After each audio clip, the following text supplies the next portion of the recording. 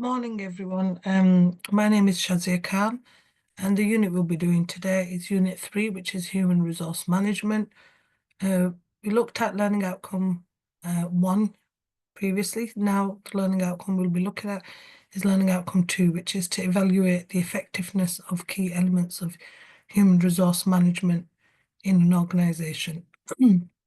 So within this unit, there are 4 learning outcomes, then an assignment discussion as well. So I'll go through today's learning outcome 2. But before I do that, just want to give you a recap of what we did in learning outcome 1. So you've got a little bit of an idea of what we covered in learning outcome 1.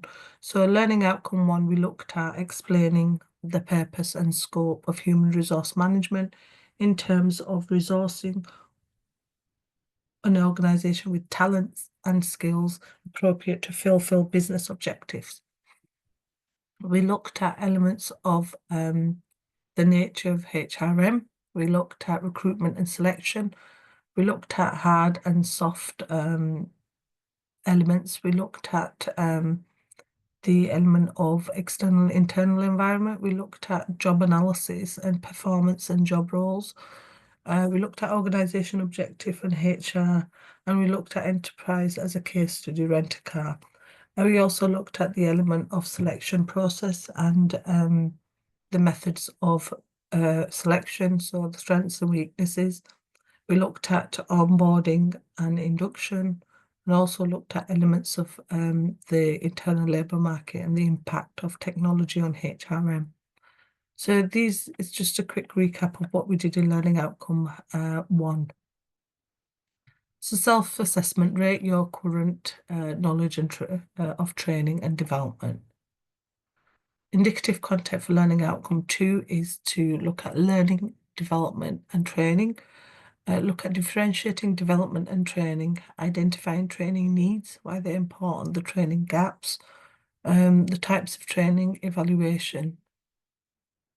Hi Keith, you okay?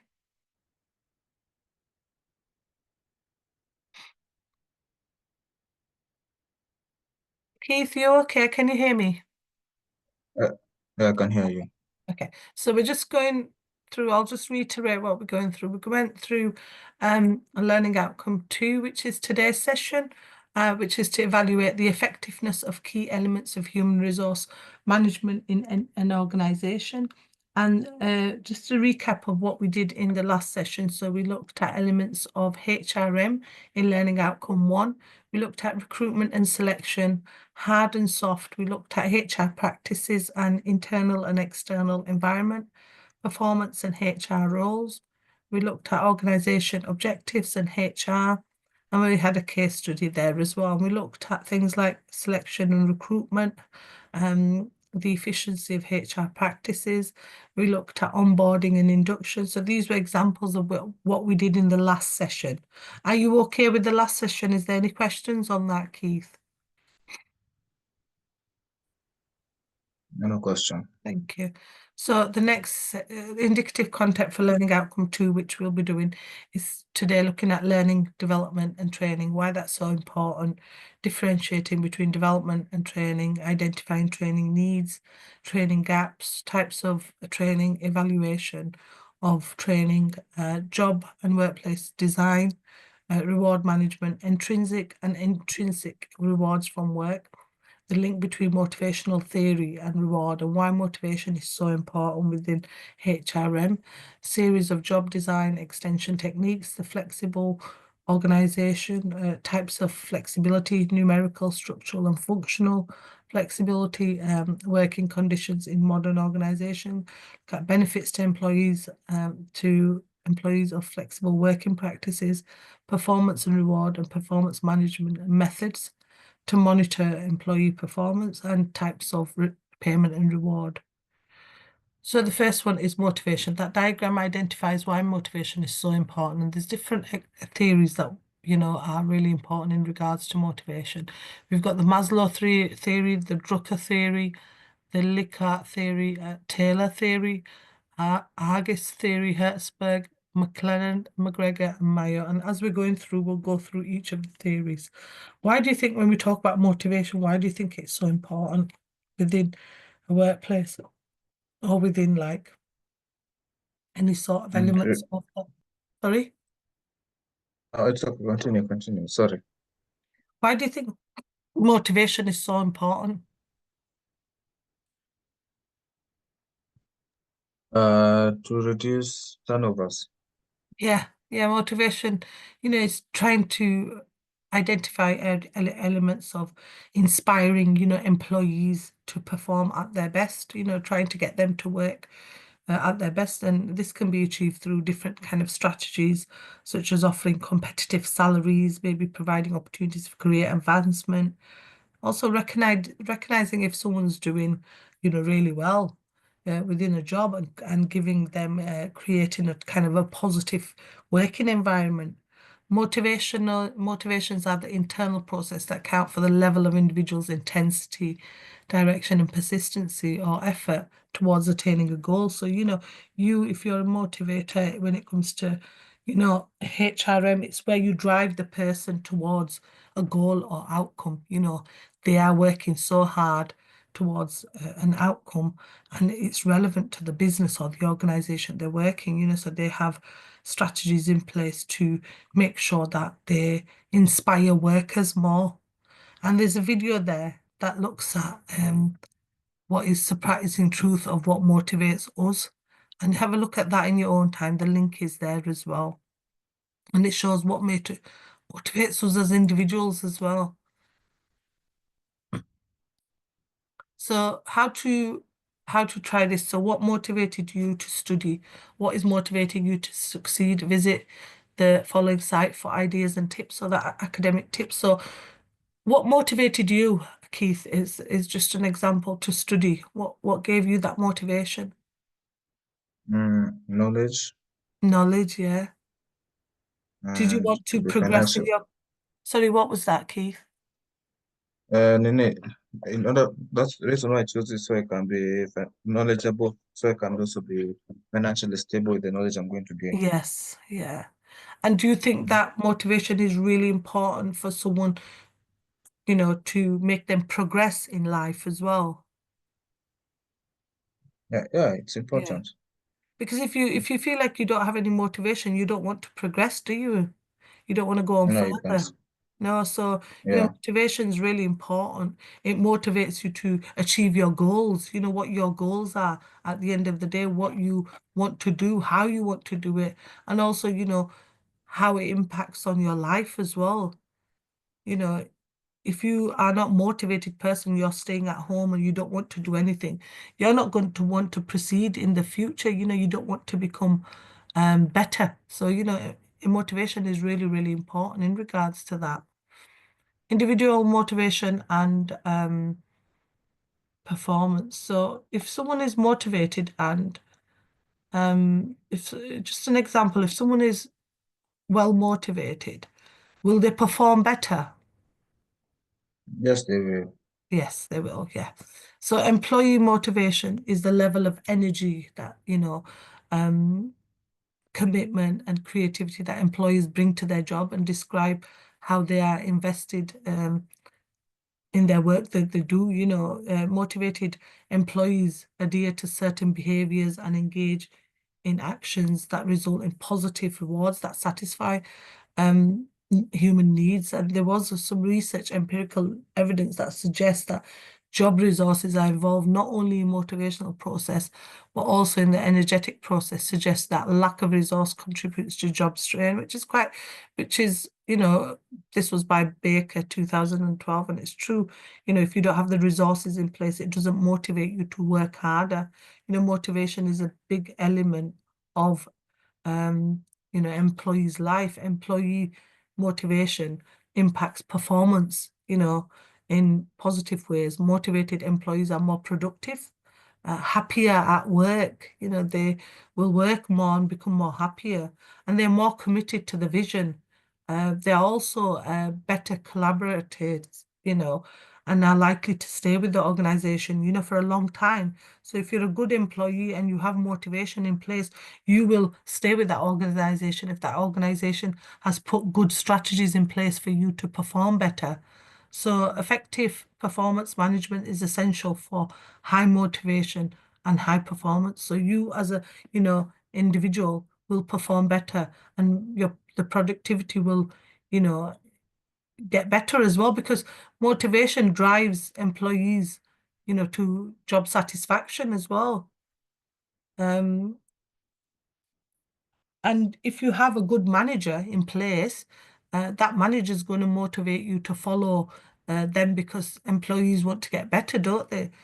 Um, you want to get better as an employee, so you will manage employee performance in a way that, your managers are good motivators, because you need good motivators.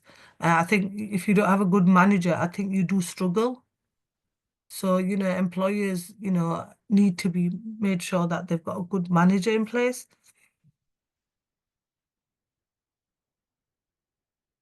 Think about it. If you have worked, was your experience that you have treated as an asset to your organization? Or perhaps not. Many people today experience job insecurity, poor management, unfair pay conditions, threats, distrust, being on the wrong side of favoritism, boredom, poor training. It might be even worse if your organization was busily claiming it invested in people when it made you feel far from an asset. So have you ever been in that situation where you felt like that, Heath? Where you've Mm, no, not really. No. no. So have you always, Yeah. if you've worked in an organization, have you always had a good manager and things? Yes, I've had a good manager. Good. We've only worked in. Yeah. Yeah, it's important to have a good manager, and it's important to have good conditions in place, because if you have bad managers and you are treated differently, then it does impact on your performance as well, and your motivation goes down if you have a bad manager. What is the driving force, and what do people really want from work?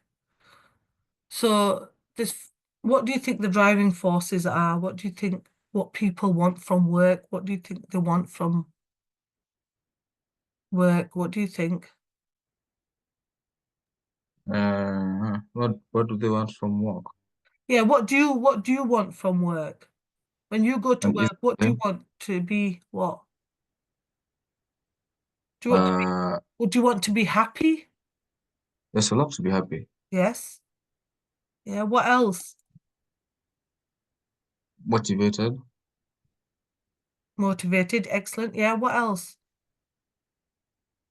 Mhm. Do you want to be treated fairly?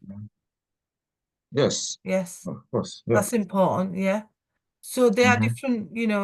different driving forces. It could be cultural forces. It could be the fact that uh, you know, there may be a technological, for phases that could, it impacts on how you feel as a person.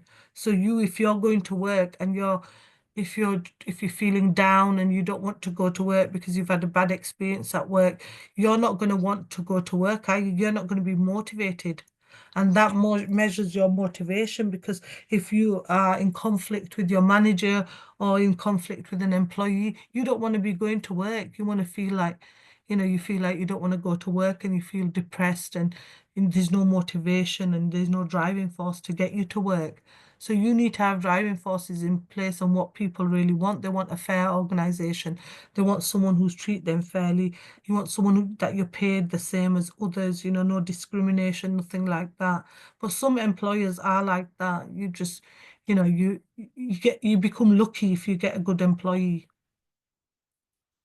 So intrinsic and intrinsic motivation. So we'll go through the first one, intrinsic motivation, and that involves the doing of an activity for its inherent satisfaction rather than for any obvious external reward. If we are intrinsically motivated, the reward is the sheer challenge and enjoyment of the task and the satisfaction seen through it. So, different types of intrinsic motivation can be things like challenges, if you're given a challenge to complete, or even curiosity, that forms motivation. Then you've got intrinsic motivation, and then with the E is describes behavior driven by external rewards or punishments. So these consequences can be tangible, such as monetary loss or shame, or abstract, such as social respect or shame. And someone called Ryan and Decky identify intrinsic motivation as a construct that pertains whenever an activity is done in order to attain some separable outcome. Intrinsic motivation thus contrasts with intrinsic motivation, which refers to doing an activity simply for the enjoyment of the activity itself rather than an instrumental value. The fundamental difference between both of them is that intrinsic and extrinsic motivation is that intrinsic motivation comes from within, from you as a person, while intrinsic motivation comes from the outside as the organization. Types of intrinsic motivation is reward-based motivation. What do you think reward-based motivation means? Appreciating when somebody does. Reward-based, that's intrinsic. Yeah. So that means, if an employee may be motivated to meet like sales targets, and then if they meet them sales targets, they get a bonus. So that's reward-based motivation, that you're going to get a reward at the end of it. And then another intrinsic motivation is power-based motivation, where a leader or a manager is motivated to lead and inspire people to overcome challenges. And then you have fear-based motivation, a manager who may threaten to fine those who are late to work, or a student may study for a test out of fear of a bad grade. So, these are elements of intrinsic and intrinsic motivation that are used within organizations, and there are some organizations that are affected by this. That some academics agree with it, some academics don't agree with these kind of motivational aspects. There are four core themes that drawn from motivational theory. So the first one is motivation is inferred from a systematic analysis of how personal, task and environmental characteristics influence behavior and job performance. Motivation is typified as an individual phenomenon. Motivation is not a fixed trait. It refers to a dynamic internal resulting from the influence of personal and situational factors. Motivation affects your behavior. There are theories in place that look at motivation and look at the element of how people behave as well. Their behavior, sense of autonomy, competence, they have elements of their behavior in this. And then you also have initiatives designed to enhance job performance, like we just talked about, intrinsic and intrinsic aids, making sure that people are doing what they have to do. So, motivation plays a big impact in your lives in the aspect of, performance. Content and process. So we've got the content and process theory, okay? So the content model theories of motivation and the process theory of motivation. So we look at both of them. The content model of motivation focuses on what's of motivation. More specifically, they focus on different things that people may feel they need in their lives. So the theory is content theory is based on people's motivation on acquiring the things they think they need. By understanding their wants and needs, you can understand why and how people are motivated. The content theory model of motivation is the older two schools, and some famous content models include things like Maslow's hierarchy of needs, Hertzberg two factors theory, McLennan's theory of needs, and Alderfer's ERG theory. And then we've got the process theory, and this process theory of motivation focuses on the hows of motivation. Instead of focusing on what people need, these models focus on the psychological and behavioral processes that humans follow. By understanding these processes, it's possible to understand the actions, interactions, and contexts that motivate individuals' behavior. And there's some famous theories that use the process theory is Skinner's reinforcement theory, Vroom's expectancy theory, Adams' equity theory, and Locke's goal setting theory. So these are some elements of the theories that we'll be looking at in a little bit more detail. Money as a motivator. Why do you think money is a motivator when we look at elements of motivation? How can money motivate someone? What do you think? But the extra money can be used to have them like acquire certain things that they needed in life. Yeah. So money, going for any job, money is effective and a powerful tool, motivator, because money motivates and extra money motivates people to work extra hard, don't they? So it's natural to compete when you're rewarded with money and based on your productivity. So people, more, money as a motivator is really important to some people, you know, because employees expect that good performance will result in monetary reward that employers value. So, motivating money is the biggest motivator in life as well for some people. What is your view? What would money solely be enough to motivate an employer? And, these are the elements that can be looked at, why most people are motivated by money, when it comes to job satisfaction. What is satisfying job? So, you look at the element of a satisfying job. What does a satisfying job mean to you? Uh, a job that you're okay doing it, like you Yes. have no problem with. Yeah. Yeah. If someone said to me, what is a satisfying job? I said it's a job that allows you to apply your own values, your interests, and your own talents, and also looking at your meeting your personal and financial needs. It's a job satisfaction, and making sure that you are happy at your job. What that could be, things like if you're a teacher or it could be a counselor, you get job satisfaction after that, a paramedic or a firefighter. These are where you'd get job satisfaction through them kind of jobs, so the fact that you're happy and content in your job. So it's likely that you could list would include the following a variety of different tasks, constructive feedback from your manager, control over how to take your a good quality environment, tangible status.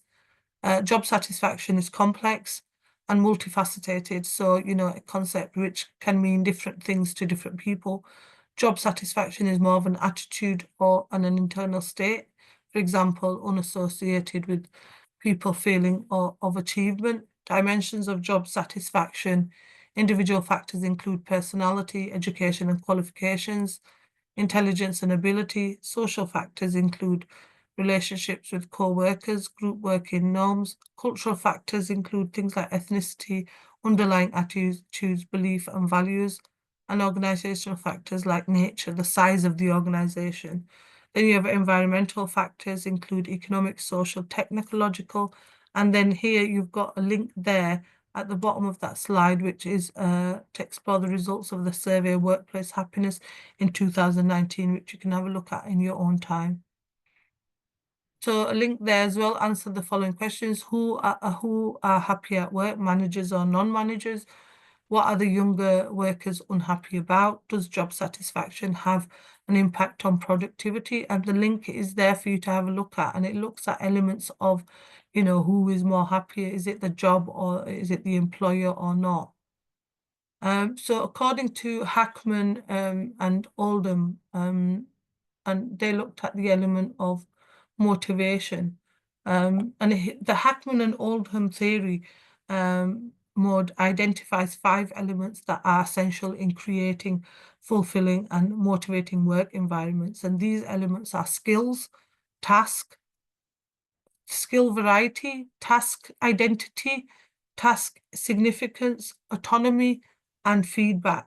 And they are all designed to enhance employee motivation and job satisfaction, and also looks at the element of their overall performance. That was Hackman and Oldham's theory. And there's a link there, video, which looks at job characteristics model. And it's a video which you can have a look at in your own time on Hackman and Oldham's theory around motivation. There's an article there that you could read on the overview of characteristics and how the jobs can be enriched to improve it, job satisfaction and employer turnover, using a job you've had on you or know about, rate it against the characteristics. And this is, it can be established that such elements can be embodied in both formal and psychological contracts. So individuals have different expectations of job satisfaction. So, you, for example, will have a different expectation to me of your job satisfaction, and do you think job satisfaction is really important within a job? Yes, it is. Yeah. Does that motivate you? Oh, yes, it does. Yeah. Yeah, it would motivate you. So what happens when we don't get what we want through? What happens when the job becomes dissatisfying, or when the psychological contract is violated by some action or manage? So, if you're not happy with the job, what happens? There's lack of productivity, it causes problem solving, your behavior changes, you become more aggressive, frustrated. So, there are elements of that. You become withdrawn. You don't want to do the job you're supposed to do because, you're not happy with that place. You're not happy with what you're doing. There are different factors that influence job satisfaction. You may you may say that you want to resign from the job because you're not happy with the job, because there's elements of problems in the job.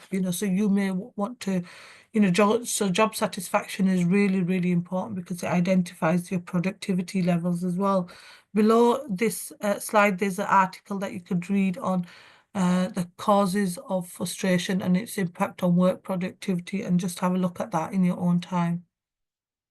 Available is another link there on alter alienation in the psychological state that happens because of frustration that is not managed effectively, and it's 4 elements: powerlessness, meaninglessness, isolation, and self-estrangement. So where people have low self-efficiency and external focus, frustrated behaviors are more common. Frustration is the opposite of satisfaction.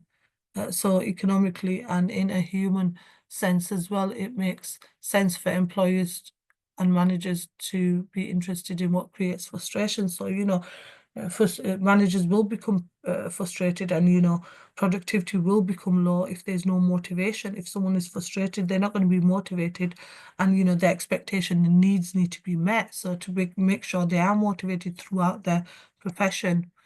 Transparency, employee behaviors and happiness, empowering employees, employer learning and development, goal setting and effective communication. Some employee engagement practices taken by organizations according to CIPD that can increase individual motivation. So, you making sure that employers are happy, you are making sure that employers are doing their work properly, that motivates people. You are making sure that employers, are part of the organization, and you get them involved in decision making is really important to employees.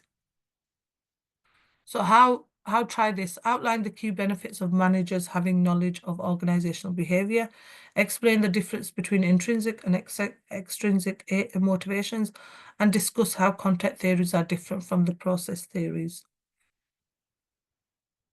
So if we look at, there's a quiz there on Kahoot in motivational theories that you can do in your own time, Keith. So have a look at that because it's quite interesting, that, and it's a quiz and it just identifies what you know about yourself as well.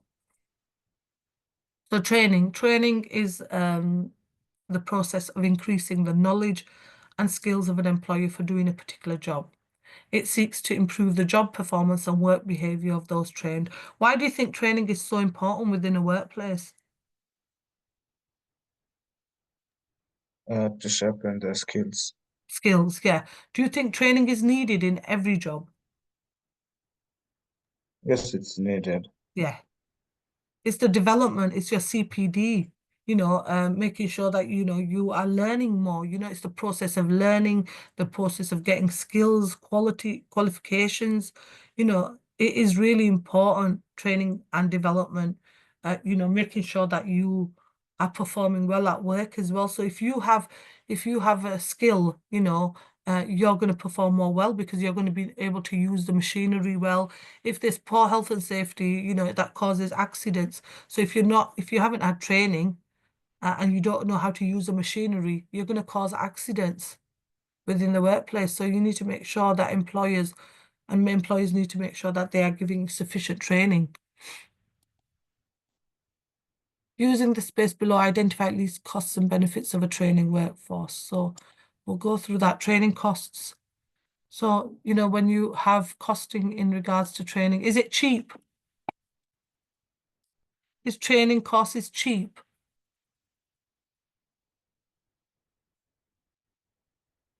What do you think? Do you think training costs are cheap? I think external training courses will be expensive depending on the courses you do. But if you have internal courses, you can get free courses as well. And you need to make sure that you have a time period where you are sending employees on courses. It may be health and safety courses. It may be things like manual handling courses. It may be, elements of trying to improve their leadership skills, leadership courses, maybe making sure they've got retention, productivity, these kind of courses, and some managers avoid training their staff as they think that, it doesn't, they're not working and things. But do you think training costs are quite high, Keith, in certain organizations?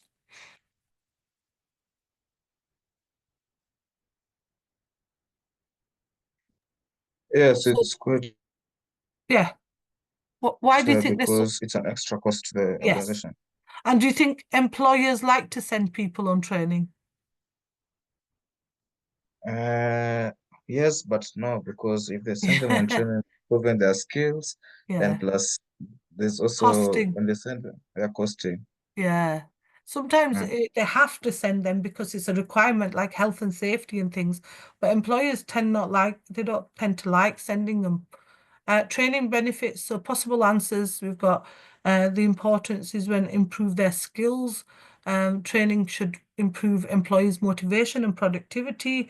It helps build their skills and knowledge of the job, and it helps them build confidence as well and a reputation for training, making sure that their CPDs all dealt with as well.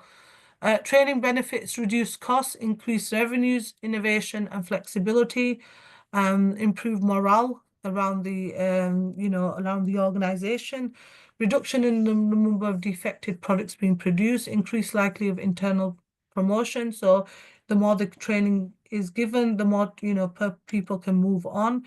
And, training gives employees a better understanding of their responsibilities and knowledge and skills they need to do the job. It improves their confidence, which is positively impact on any sort of performance, like we said. Training versus development. So what is the difference between training and development? So training and development encompasses organizations' processes designed to improve employees' knowledge, skills, and capabilities. While training concentrates on enhancing specific job-related competencies, development, on the other hand, takes a more expansive long-term approach to foster employees' overall growth and potential. So, there are differences between training, and that diagram identifies that. So have a look at that, please, in your own time. Job design is really important in regards to focusing on structuring the components of a new job. So which includes defining tasks, responsibilities, and the necessary skills and establishing feedback and communication methods. Job design is the process of structuring work and assigning specific tasks to individual or groups of individuals. So it's the process of establishing the employee's duties and responsibilities that the role includes, and the key elements of job design includes things like task motivation, resource allocation, and reward system. And there is a link at the bottom that looks at the element of motivating employees and the role of managers. So you can go on that in your own time. Job crafting. Job crafting is traditionally where managers assign job duties and decide how employees should perform them. And it is an individually driven work design process which refers to self-initiated proactive strategies to change the characteristics of one's job to better align with the job with personal needs, goals, and skills. Individuals engage in job crafting as a means to experience greater meaning at work, a positive work identity, better work-related well-being, and better job performance. So job crafting was a traditional old term used to identify that employers may redesign their jobs without the involvement of management. So an example they've given on the slide is a college administrator with a passion for teaching could become involved in assisting a lecturer, which is task crafting, and building good relations with lecturers and managers, which is relational crafting, and this will allow to fulfill their passion to make her job meaningful. And there's a video there with a link on job crafting that you could look at in your own time, and it's really, really interesting on the elements of how job crafting becomes part of motivation. So traditionally, job design being a top mechanic approach, and employees have considered as the executors of the job. Job crafting is the process of employees redefining the job design. These are academics like Wirtgens and Dutton 2001. According to Wirtgen and Dutton 2001, job crafters shape the boundaries that define their jobs in three main ways. First, job crafters may change the physical or temporal boundaries around the bundle of tasks that they consider to be their job. This is also referred to as task crafting, and it consists of adding or dropping tasks, adjusting the time and the effort spent on various tasks. Secondly, job crafters may redefine the boundaries that define the interpersonal interactions of relationships within others at work. And thirdly, the job crafters may reframe the cognitive boundaries that ascribe meaning or purpose to the task and relationship that they conspire. So there's different elements of that in regards to these Amy Worknish's her theoretical idea on job crafting. There's a link there on job crafting as well and motivation theory. So have a look at that. It's on YouTube. Motivation, again, importance of motivation when it comes to, so motivation is can be defined as the driving force behind the actions. It's associated with why you want to do something. It is entwined with your goals, your feelings, your dreams and hopes. Motivation at work can drive the employees of an organization to meet their individual goals as well as the company's overall goals. Why do you think, Keith, when we look at motivation, why do you think it's so important within any organization? Does it impact on a lot of things? Does it impact on the success of the organization? Yeah, when the employees are motivated, you find that the companies are maximizing on Yeah. their profits. Yeah. So motivation is really important in any organization. It looks at the, behavior of individuals, but also makes them motivated, to work more. So, how you treat an employee, if you're a good manager, good leadership, promise of, like maybe a promotion, how and what salary you give, that motivates people, to work better and be able to be more successful and it increases within an organization, it increases the productivity and it ensures that our organization is run efficiently. And within employees, it also promotes an element of loyalty, you know, and also employers will work well together if they're more motivated. So here's a diagram of motivation and the actions, the goals, the accomplishment, the needs and the wants, and it looks at the elements of that in this diagram, and the mechanism of motivation. So Mullins 2010 categorizes the various needs and expectation of employees as either intrinsic or, which we looked at earlier, intrinsic. And below there's a diagram which highlights the relationship between needs and expectations of work, economic rewards, social relationship. Achieving a balance between those factors can lead to motivated employees. So order the following list in relation to what motivates you in your job, placing the most motivating factor at the top. When you have done this, ask 5 people to know, compare the results and discuss. So what do you think your 5 important parts are? 5 things that motivate you in your job. Which are the most important from that list? The most important is good salary. Salary, yeah? From that list, what else? Second, Second, communication. yes. Third, Third is job security. yeah. Fourth, Regular bonus.